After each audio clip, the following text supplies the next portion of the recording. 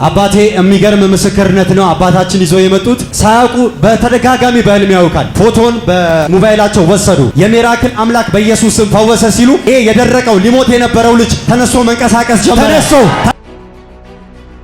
ባለቤታቸው ቡና እያፈላች ነበረ። በምታፈላበት ቦታ ይሄን ፎቶ ያሳዩዋታል። አጋንንት ማኒፌስት አድርጎ ከተቀመጠችበት ላይ ወደቀች። ይሄን ፎቶ አይቶ አጋንንቱ መለፍለፍ ጀመረ። ተቆጣጥሯል። እንዴት አድርገን ስራችን እያከሸፈ ነው። ይሄንን እርኩስ የሆነ ፎቶ አምጥተብኝ እኔ ስራችን አፈረስክ ምናምን ያለ ሰይጣን ነው። ገና ጉዱን ታያለህ። እኛ አባታችን እነዚህን የሚገራርሙ ምስክርነቶችን እያዩ ይሄ ልጅማ ለሀገሬ ፈውስ መሆን አለበት ብለው ጎኑ 50 ሜትር የሆነ መሬት እዛ መሬት ላይ ሚራክል መጥቶ ፕላንት እንዲያደርግ በስጦታ ሰጠዋለሁ ብለዋል። ባይኖረኝም እንኳን ለምን ሁለት ቀርጥ አትሆንም? ላንተ ነው የምሰጠው። አንተ የምትገርም ፍጡር ነህ።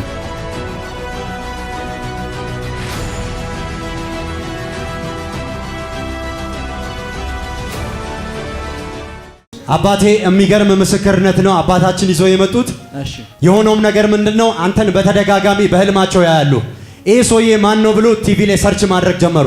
ሳያውቁ ነው በህልም የሚያዩት። ሳያውቁ በተደጋጋሚ በህልም ያውቃል እና ቲቪ ላይ ሰርች እያደረጉ አገኙከና ፎቶን በሞባይላቸው ወሰዱ። ከዛ በኋላ ዝም ብለው ያዩካል። ከዛ አንድ ቀን ከቤት እየወጡ እያለ በጎረቤታቸው ላይ በጣም የታመመ በቃ ለመሞት ጫፍ የደረሰ ሰው ነበረ። ያ ሰው የመጨረሻው ተብሎ ከቤት በመኪና እየወጣ እያለ አስቆሙና እኛ አባታችን ያን ልጅን ከፈቱ፣ መኪናውን ገቡ። ይሄን ፎቶ አወጡና ደረቱ ላይ ያስቀመጡና የሚራክል አምላክ በኢየሱስ ስም ፈወሰ ሲሉ ይሄ የደረቀው ሊሞት የነበረው ልጅ ተነስቶ መንቀሳቀስ ጀመረ። ተነስቶ መንቀሳቀስ ጀመረ። ለዚህ ነው ኩራቴ ስላለኝ አባቴ፣ ለዚህ ነው ኩራቴ ስላለኝ አባቴ፣ ለዚህ ነው ኩራቴ ስላለኝ አባቴ። ይሄ ብቻ አይደለም የሆነው አባቴ። ይሄን ፎቶ ከዛ በኋላ ወደ ቤት ይዘው ሲገቡ ባለቤታቸው ቡና እያፈላች ነበረ። በምታፈላበት ቦታ ይሄን ፎቶ ያሳዩዋታል። አጋንንት ማኒፌስት አድርጎ ከተቀመጠችበት ላይ ወደቀች። ባለቤታቸው ለዚህ ነው ኩራቴ ስላለኝ አባቴ፣ ለዚህ ነው ኩራቴ ስላለኝ። ይህን ፎቶ አይቶ አጋንንቱ መለፍለፍ ጀመረ። ስራችንን እንዳንሰራ ያደረገን ይህ ሰውዬ ነው። ይዘው ወጣ እያለች ስጨቀጭቀው ስትል ወሰደና ፎቶን እላዩ ላይ አስቀመጠ። ሲጸልይላት ማኒፌስት አድርጎ ወጣ። አጋንንቱ ወጣ፣ ከላዩ ላይ ወጣ፣ ጮህ ወጣ። አንደኛ ነህ በሕይወቴ፣ ቀዳሚ ነህ በሕይወቴ። የሚገርም ነው አባቴ። እኛ አባታችን እነዚህን የሚገራርሙ ምስክርነቶችን እያዩ ይሄ ልጅማ ለሀገሬ ፈውስ መሆን አለበት ብለው ቁመቱ ሩቅ ነው፣ ስንት እንደሆነ አላውቅም። ጎኑ 50 ሜትር የሆነ መሬት እዛ መሬት ላይ ቸርች ሚራክል መጥቶ ፕላንት እንዲያደርግ በስጦታ ሰጠዋለሁ ብለዋል። ቆይ ስንት ካሬ ሜትር ነው? 100 ሜትር የኳስ መጫወቻ ስቴዲየም የሚሆን እኮ ነው። ስቴዲየም የሚያክል። የት ሀገር ነው? ቱሉ ቦሎ የሚባል ቡሳ ከተማ ወደዚህ ገባ። ዛሬም አንድ ላይ ዛሬም አሁን ዛሬም አንድ ሰው እየዘለለ ኤልሻዳይ ነው ዛሬም ይሰራል፣ ድንቅን ያደርጋል። ኤልሻዳይ ነው እንደ ስሙ ድንቅ።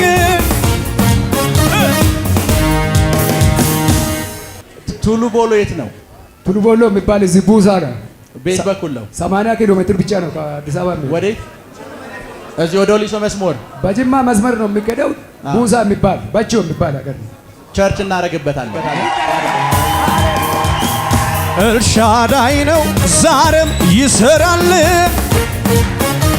ድንቅን ያደርጋል። እንደ ስሙ ድንቅ በስራው ተለ። ምን ተሰማዎት ጋሼ? ደስታ ተሰማኝ። በቃ እኔ አንተን በህልም 3 ቀን አየሁ። 3ቱም ቀን ሊያውቅ አልቻልኩም። በህልሜ በአውሮፕላን መጥቴ መጀመሪያ ቀን 4 ሆነ ነው እኔ ጋር ወረድከው። መጥቴ ጸሎት አድርግ አልከኝ። ጸሎት አደረኩ። ስነሳ 2 እጄ ውስጥ ጧፍ እየበራ ነበር። ከዛ መጣና ብሩን የማላቀው ቁጥሩ የማላቀው ብሩን የውጪ ብር ነው መስለው በቃ አምጥቴ ኪስ ውስጥ ከተትና ከዛ በአውሮፕላን ተነስታችሁ ሄዳችሁ አራታችሁ። እንደገና አሁንም ትንሽ ወር ከቆየ በኋላ 3 ሰው ሆናችሁ መጣችሁ። ና ጸልይ አልከኝ። ተንበርክኬ ጸለይኩት። ከብቶቹ ሸሹ። ከዛ በፊት ደግሞ ከብቶችን በመርዝ ነበር የጨረሱት እዛው ቦታ ሰው አንድ ከብት አልቀራልኝም። ሙሉ ከብት ነው ያለቀው። በቃ መርዝ ውሃ ውስጥ ጨምሮ ሰይጣን ጠቅላላ ከብቶቹን ጨረሰው። ወደ 10 ከብቶች አሜሪካን ከብቶች ማለት ነው። ባዶ እጄን አስቀሩት። ከብቶች አንድ ነገር የለኝም አሁን። ከዛ እዛች ቦታ ከብቶች አሉ። ከብቶችን አባረር አልከኝ። ከብቶቹ እኔን ሲያዩ ሸሹ። የኔ ከብቶች አልቋል፣ ይሄ ከየት መጡ ብዬ አየኋቸው።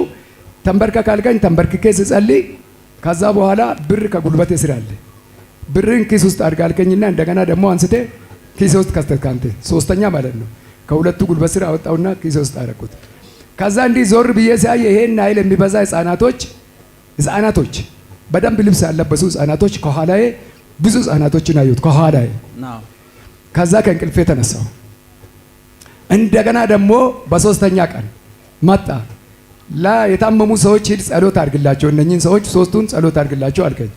ሄድኩ። ስሜን ታውቃለህ ለመሆኑ አልከኝ። አላቅም አልኩኝ። ሚራክል ተካ ነው የሚባለው አልከኝ።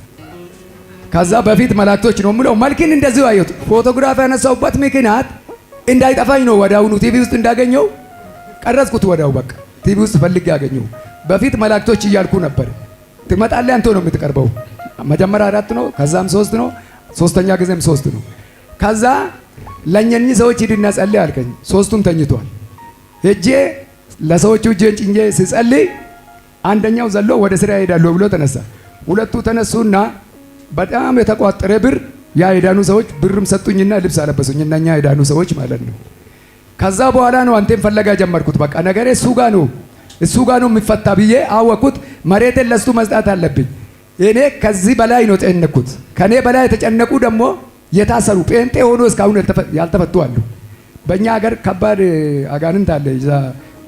ውቃቢ ማለት ነው የሚያምልኩት ማለት ነው። እና ከዛ ሀገሬ እንድድን ይፈልገዋለሁ። እኔ በምንም ታምር ሄጄ እድናለሁ።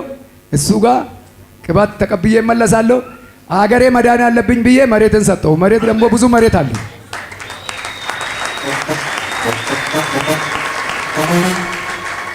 ባይኖረኝም እንኳን ለምን 2 ቀርጥ አትሆንም? ለአንተ ነው የምሰጠው። እኔ አንተ የምትገርም ፍጡር ነህ።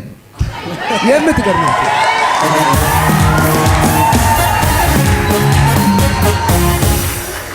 የማትተነበይ ፍጡር ነህ። በእውነት የማትተነበይ። እኔ 3 ቀን ተከታታይ በህልም ያሳየኝ እግዚአብሔር ለታሪክ ነው። እግዚአብሔር ደግሞ በህልም ያየሁትን ነገር በንጋታ ነው የሚፈጸው። እዛ የሚሞት ሰው እንኳን ቀድሞ ይነግረኛል። አላምንም ግን እውነት አይመስለኝም። ስነሳ ግን ያ ነገር ይሆናል። እግዚአብሔር ከኔ ጋር ነው ያለው። በጣም ተደሰትኩ። ሰይጣኑም ስላንተ ያውቋል። ዓለም ጠቅላላ ተቆጣጥሯል። እንዴት አድርገን ስራችን እያከሸፈ ነው። ይሄንን እርኩስ የሆነ ፎቶ ባለቤት ነው እንደዚህ ያለችው። አዎ ይሄንን እርኩስ የሆነ ፎቶ አምጥተብኝ እኔ ስራችን አፈረስክ ምናምን አለ ሰይጣኑ። ገና ጉዱን ታያለህ አልኩና ደረቷ ላይ ሲያስቀምጥ ጮኸች።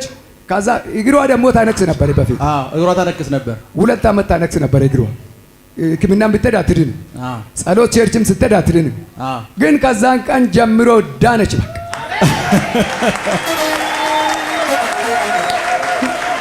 ጋሺ በባለቤት የፈውስ አገልግሎት ጀመርክ? አዎ።